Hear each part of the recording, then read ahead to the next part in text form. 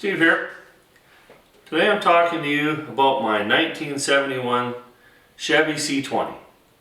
Now, this truck here, I built this truck up so that I could use it to pull my trailer, go camping, not to burn donuts or anything like that. It's too old for that now. And I don't really like paying for tires.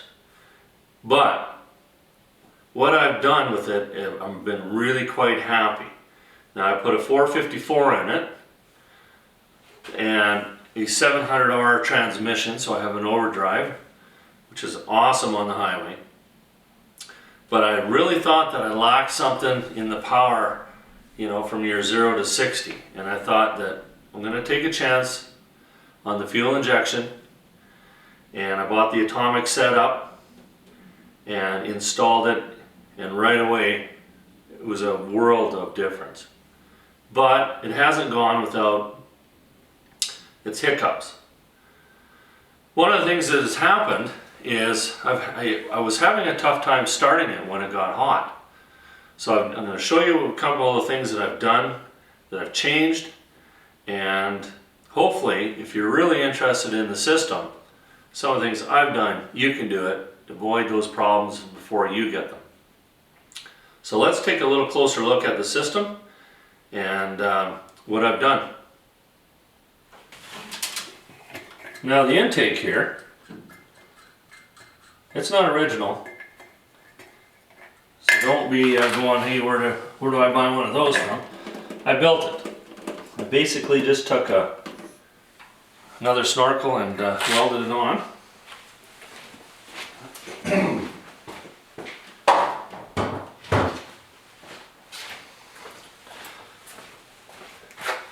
So I wasn't really too familiar with what these new EFI systems were all about, but if you look at it, it basically just looks like a carburetor. Now you got a couple other things, you know, you got some more wiring. Of course, you got a heat sensor here, you had to put this in. I have a fuel pump. I do not have the return fuel pump, I have the modulating fuel pump. And then down in here, you can just see right there on my exhaust pipe, an O2 sensor.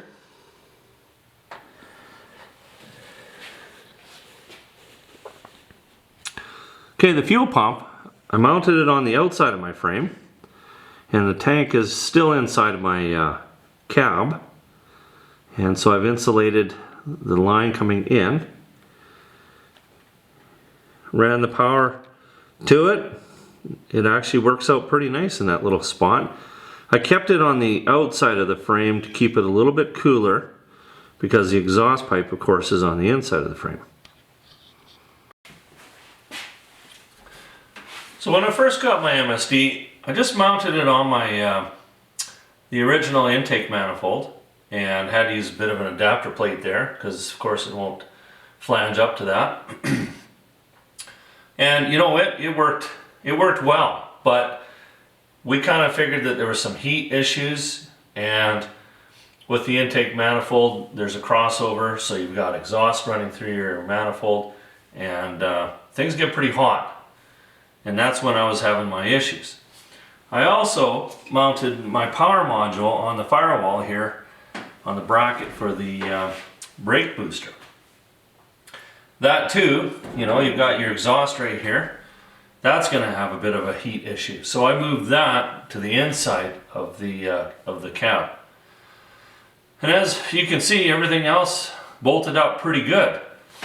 Now the intake manifold, I did a video there where I did a swap, and the air gap, when I put it on, and I said I was going to give a bit of an update on how I thought it worked, it was fair significant, the amount more power that I had, or I wouldn't say power response that I had when I put the air gap on versus the stock intake manifold.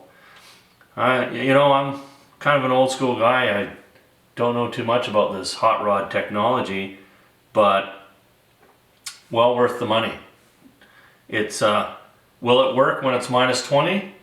I'm not really too sure, but I'm not going to be driving my truck when it's minus 20. So I am very happy with the way that the performance of the air gap and what it's done. Now since I've done it, since I've gotten rid of all these heating issues, things have been running a lot better. So one of the codes that would come up is I'd get cavitation on my fuel pump. That hasn't happened since, you know, I've done this. Whether sensors are reading wrong, I'm really not too sure what's going on. But I seem to be through that period now where I'm having issues. And it runs really, really good. So we'll take a look at the power module underneath the dash. And the whole system to set up is really, really quite simple. And I encourage you to use it. It worked out really, really well for me. Now I think the biggest thing, it took a regular vehicle that I enjoyed to drive and it made it fun to drive. So now I love to take my truck out. So have I questioned whether or not, you know, whether I should have bought it or not? Nope. Well worth the money. So let's take a look where I put the power module. I mounted the power module up under the dash just above the accelerator pedal, and I'm just gonna see if I can get a shot of that. Worked out good.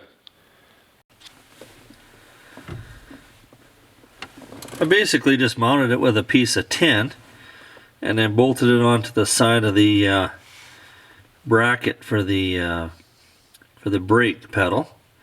The hardest part was drilling the hole. I used an angle drill for that one, but it worked out really good.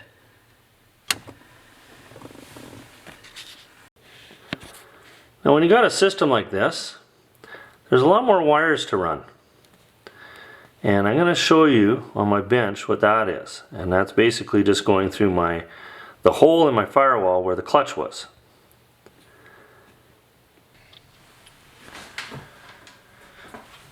Now this is a great little tip for you.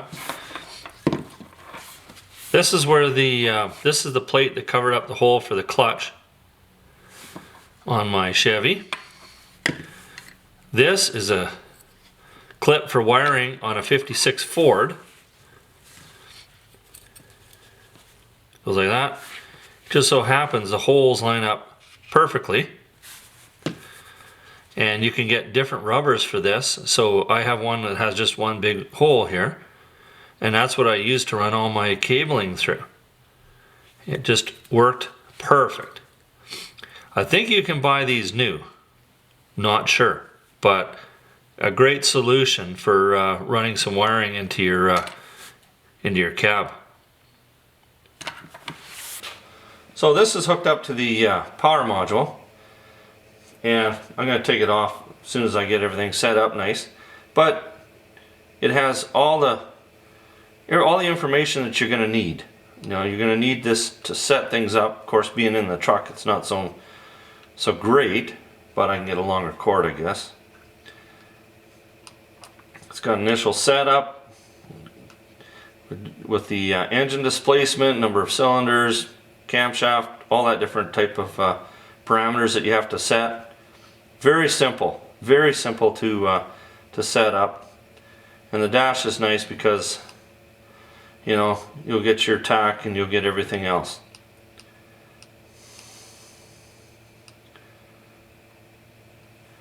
The IAC position is fairly important. You'll have to tweak that and just follow all the directions that they give you, and you're not going to have any trouble whatsoever. So I'm going to show you the best part of the MSD fuel injection on my truck.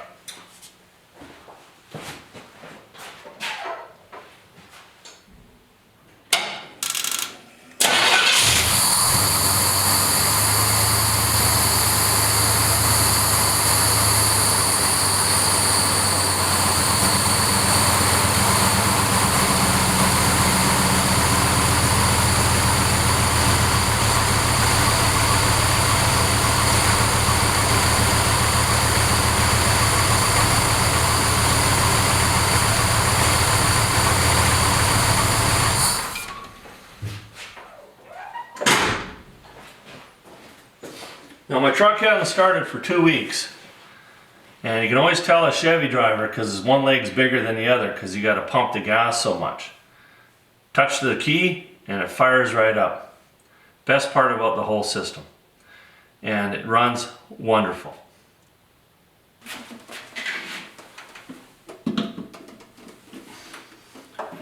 So what else would I change on my truck? I think I would probably eventually get a return system for the fuel. It's highly recommended that you do that.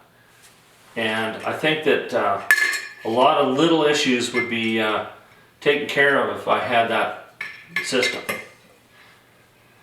So that is probably on the wish list. But for now, I'm very happy the way things are working out.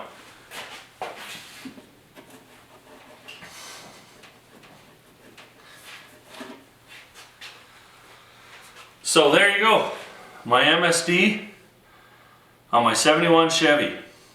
Been a game changer. It's made this thing tick and run absolutely beautiful and fun to drive now. So highly recommended.